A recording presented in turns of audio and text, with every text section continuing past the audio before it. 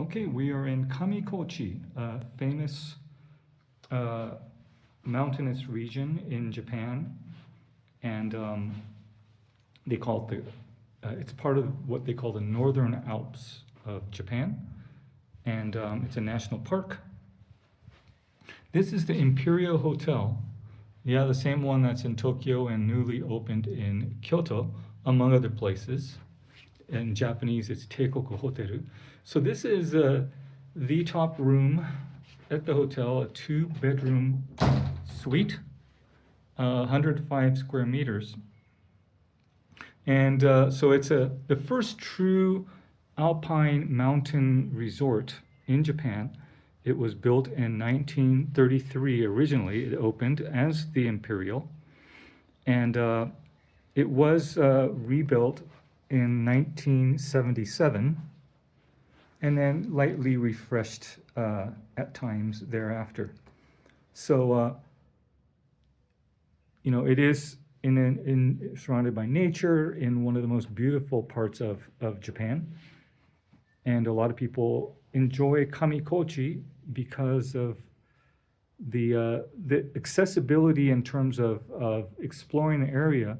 Most of the trails are kind of very light walking areas. A lot of it's boardwalk, it's flat, there's not many elevation gains, so even the elderly, senior citizens, even families with children can enjoy Kamikochi. It's become so popular, I wouldn't say it's over tourist, but it's become very popular, especially from overseas people, especially from Southeast Asia, because of the mountains, because of the foliage in the fall, and just because of the sheer beauty of it all, and the cool weather in the summer up here. So there's no cars that are allowed during the when it's in season, which is usually from April onwards to into November, and in which point you can drive in, although you're not advised to kind of visit because most facilities are closed and there's actually not much to do because it's just covered in snow. Although it can be beautiful if you want to brave the cold and put snow chains on. So anyway, so this is this suite room. One of the benefits of this is it's the true corner suite with a veranda. And so I'll show you. See, so that is one of the bedrooms. This I'm standing here is the veranda, the deck for the accessible from the living room. And then the other bedroom is kind of in the wraparound area over here. So this really is the true corner suite at Imperial. So even if you don't need 2 bedrooms, I'm kind of glad they really didn't have any. I would have taken any room, but this is the only room they had, so I lucked upon it. Even the 1-bedroom suites don't have this type of view, and so yeah, look at that. This mountain range, the one there's a couple of peaks. One of them is 3,200 meters, Oku Hotaka Dake, which makes it the 3rd highest elevation peak in Japan.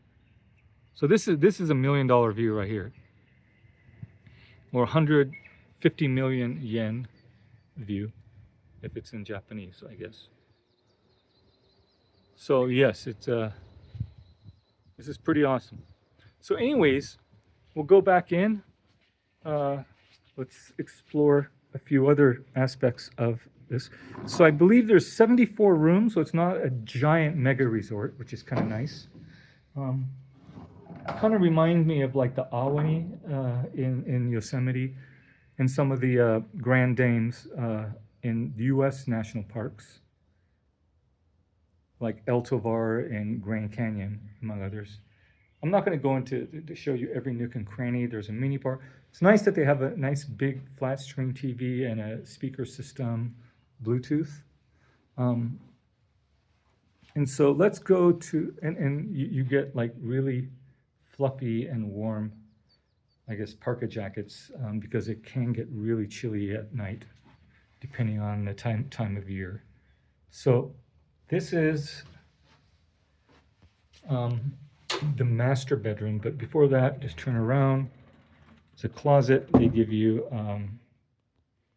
a robe, pajamas, and slippers, which is kind of an obligatory thing in Japan because you are expected to take off your shoes in the room, especially in a carpeted place like this where, you know, that's kind of disgusting if you walk around in shoes, to be honest with you.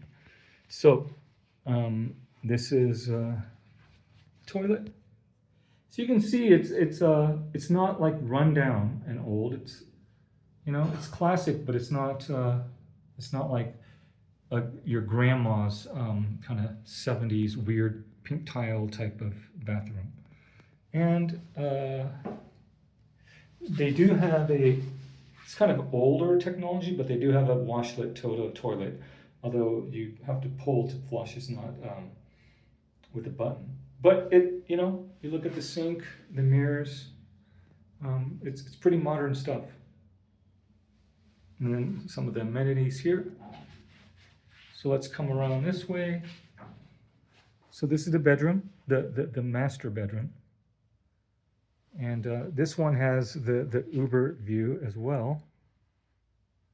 And it has a TV. So this one has the view as well. And with its own private deck. So if you come with a family or a group of friends, and you need the 2 bedrooms, this is the way to go. Rather than getting 2 separate rooms, you get the awesome view.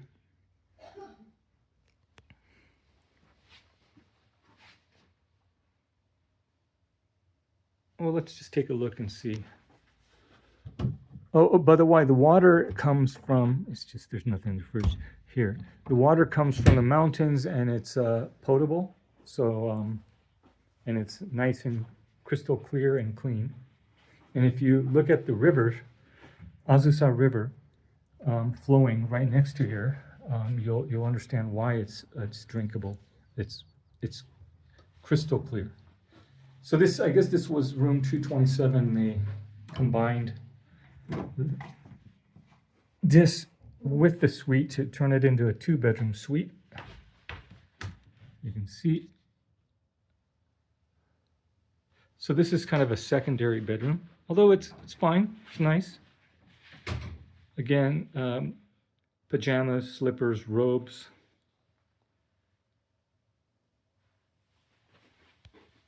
And this similarly outfitted tub shower, Toto toilet, single sink, as well as amenities. So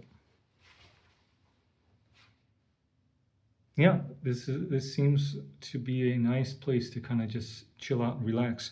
A couple other things about this hotel. There's several restaurants. There's a casual dining Alpine Rose, which is all-day dining. Although for breakfast and dinner, it is only for guests staying here. And although for dinner, for dinner, they don't take reservations, so it's first come, first serve. So if you want to eat earlier in the evening, your best advice is they open at 5:30 to go at that time, and then you'll likely get a table. Otherwise, you might have to wait. There's also a Japanese fine dining kaiseki restaurant that also has a teppanyaki counter, which is extremely limited in terms of the seating. So you want to get there as quickly as possible, book as quickly as possible. And then there's a French restaurant, which really books up quickly. So there's a lot to do, some nice strolling trails, and we're going to take advantage of it as best we can. All right. Kamikochi Imperial Hotel, Teikoku Hotel, Nagano, Japan.